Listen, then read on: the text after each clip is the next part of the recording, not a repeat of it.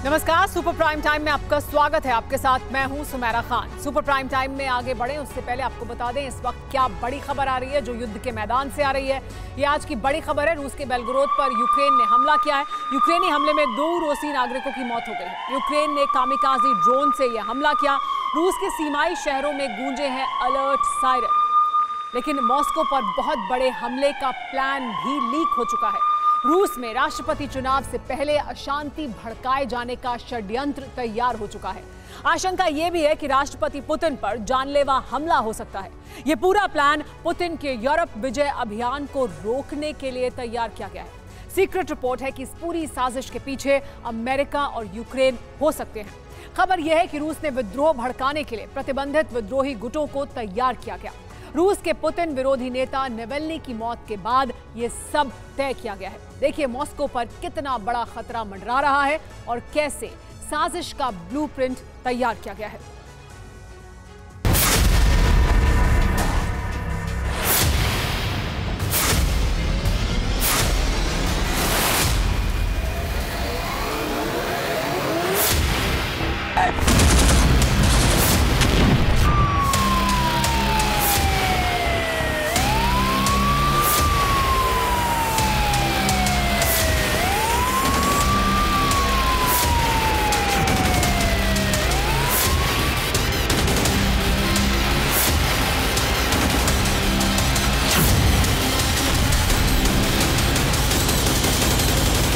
Moscow इस वक्त शांत है, लेकिन अगले 48 घंटे के भीतर मॉस्को में स्थिति विस्फोटक हो सकती है।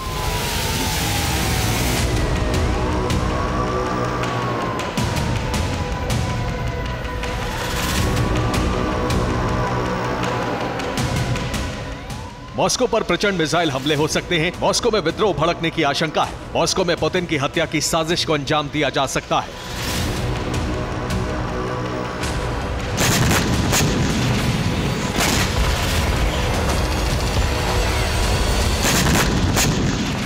मॉस्को के अमेरिकी दूतावास ने यह चेतावनी जारी की है कि अगले 48 घंटे में मॉस्को पर बड़ा हमला हो सकता है। अमेरिकी दूतावास के मुताबिक कुछ चरमपंथी संगठन मॉस्को को निशाना बनाने की तैयारी में।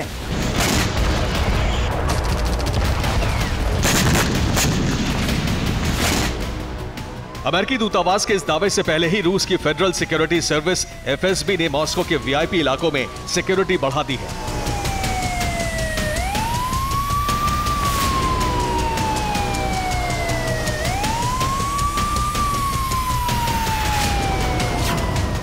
क्रेमलिन में राष्ट्रपति पुतिन ने राष्ट्रीय सुरक्षा परिषद के स्थायी सदस्यों की बैठक बुलाई। इस बैठक में खुफिया रिपोर्ट पेश की गई और रूस ने आशंका जताई है कि मॉस्को में बड़े पैमाने पर विद्रोह भड़काने की साजिश है। इस साजिश में यूक्रेन और कई विद्रोही संगठन शामिल हो सकते हैं। अमेरिकी दूतावास भी साजिश में शामिल हो सकता है।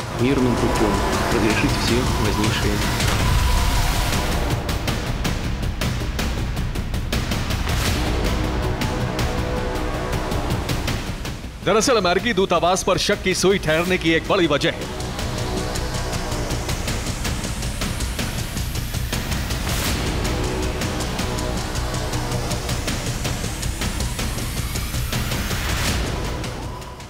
मार्च को रूस ने अमेरिकी राजदूत लिन ट्रेसी को तलब करके रूस में सक्रिय कई अमेरिकी एनजीओ पर प्रतिबंध लगा दिया। इसके कुछ घंटे बाद ही अमेरिका ने मॉस्को पर हमले का अलर्ट जारी किया और अमेरिकी नागरिकों को भीड़ भाड़ वाली जगहों पर जाने से बचने की सलाह दी।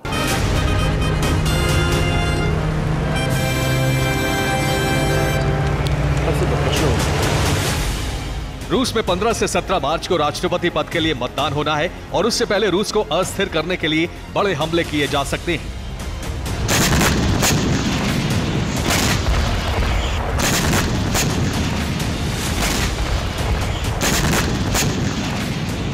ये अलर्ट यूक्रेन के राष्ट्रपति ज़ेलेंस्की के काफिले पर हमला होने के 24 घंटे बाद आया है।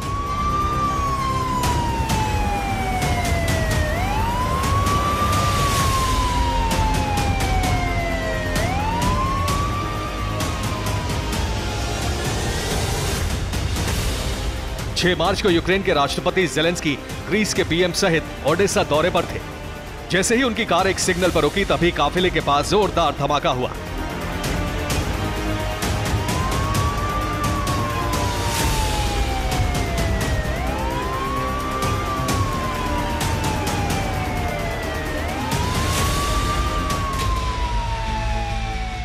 इसके 24 घंटे के भीतर मॉस्को पर बड़े हमले का अलर्ट जारी हो चुका है, जिसका सबसे बड़ा टारगेट राष्ट्रपति पुतिन हो सकते हैं।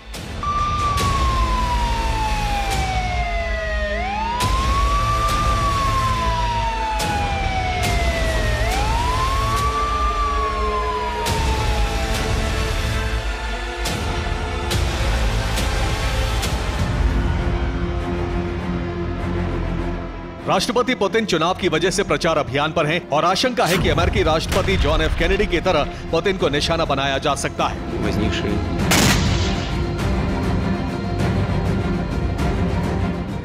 1964 के राष्ट्रपति चुनाव के लिए अमेरिका के 35वें राष्ट्रपति जॉन एफ कैनेडी टेक्सास के डैलस शहर के दौरे पर थे। वो एक लिमोजीन में सवार थे, तभी एक स्कूल की खिड़की से एक स्नाइपर ने उनके सिर और गर्दन में गोली मार दी, जिससे उनकी मौत हो गई। माना जा रहा है कि पुतिन की हत्या भी इसी तर्ज पर की जा सकती है। शक है कि इसके लिए यूक्रेन और अमेरिका ने रूस के विद्रोही गुटों का एक गठबंधन तैयार किया है। रूस के विपक्षी नेता नवेल्नी की हत्या के बाद इनकी मीटिंग बुलाई गई। यूक्रेन की मीटिंग में मॉस्को और पुतिन पर हमले का प्लान तैयार किया गया है।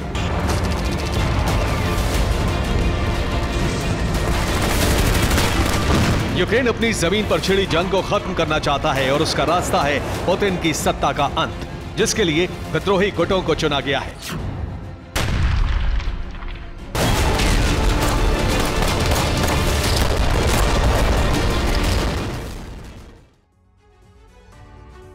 इन गुटों में फ्रीडम ऑफ रशियन लीजन भी शामिल है। ये रूस का सशस्त्र विद्रोही गुट है। इसके लड़ाके यूक्रेन युद्ध में हिस्सा ले रहे हैं। लीजन के लड़ाके रूसी सेना पर गुरिल्ले हमले करते रहे हैं। दूसरा गुट है कॉकेशियस अमीरात। ये चेचन्या सहित नॉर्थ कॉकेशिया में सक्रिय है। रूस में आतंकी हमले करता रहा है। ये गुट पुतिन की सत्ता का विरोधी है। कॉकेशिया से रूस का प्रभुत्व घटाना इसका मकसद है। तीसरा गुट है राइट सेक्टर। ये यूक्रेन का अतिवादी सशस्त्र विद्रोही गुट है। इसी गुट ने रूस के खिलाफ यूक्रेन में यूरोमेडन क्रांति की थी। नवंबर 2013 में यूक्रेन में विद्रोह भड़का था। तब रूस समर्थक यानुकोविच का तख्ता पलट कर दिया गया था। अगले विद्रोही संगठन का नाम है नेटवर्क। ये रूस में सक्रिय सशस्त्र विद्रोही गुट है। सरकार विरोधी गतिविधियों में ये शामिल रहता है। 2020 में इस गुट पर बड़ा एक्शन लिया गया था। नवेल्नी की मौत के बाद ये गुट एक बार फिर सक्रिय हुआ है। एक और विद्रोही गुट व्हाइट पावर गठबंधन का हिस्सा है। ये रूस के नए जमाने का नाजी गुट कहा जाता है। रूसी सुप्रीम कोर्ट से इस पर प्रतिबंध लग चुका है। अगले गुट का नाम है आजोव असॉल्ट ब्रिगेड। ये यूक्रेनी सेना का नेशनल गार्ड कोर गुट है। ये पहले रूस का विद्रोही गुट रहा है। फिलहाल इस गुट के लड़ाके मारियोपोल में जंग लड़ रहे हैं।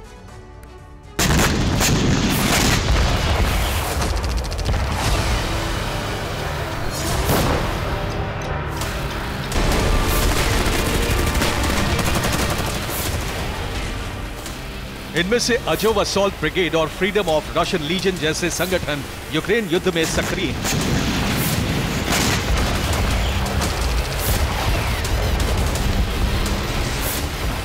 – 2023 में रशियन लीजन के विद्रोहियों ने रूसी सीमाई शहर बेलगोरोद में घुसपैठ करके 7 गांवों पर कब्जा कर लिया था। अब इसी तरह के गुटों को रूस में अस्थिरता बढ़ाने और पुतिन पर हमला करने का मिशन दिया गया है।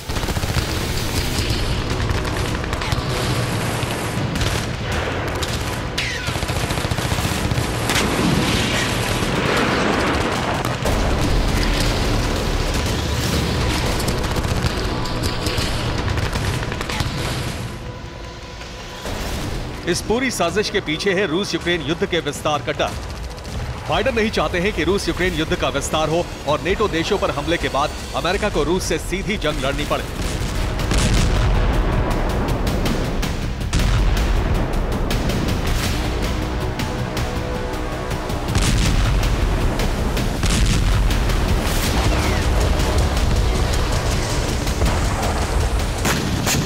जर्मनी का रक्षा मंत्रालय पहले ही इस खतरे पर नेटो मुख्यालय में अपनी रिपोर्ट पेश कर चुका है, जो लीक भी हो गई थी।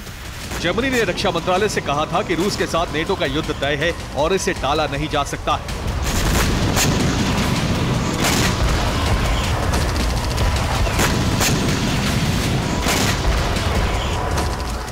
जर्मनी के मुताबिक अक्टूबर 2024 में रूस सुवाल्की गैप पर सीक्रेट सैन्य ऑपरेशन शुरू कर देगा। दिसंबर 2024 में बाल्टिक देशों और पोलैंड में विद्रोह भड़काया जाएगा। इसके बाद रूस मई 2025 में सुवाल की गैप पर कब्जा जमाने के लिए हमला कर देगा। 2025 की गर्मियों में डे एक्स पर सुवाल की गैप झड़प नेटो के 3 लाख सैनिक रूस से टकराएंगे। डे एक्स के 30 दिन बाद नेटो रूस का युद्ध विश्व युद्ध में बदल जाएगा।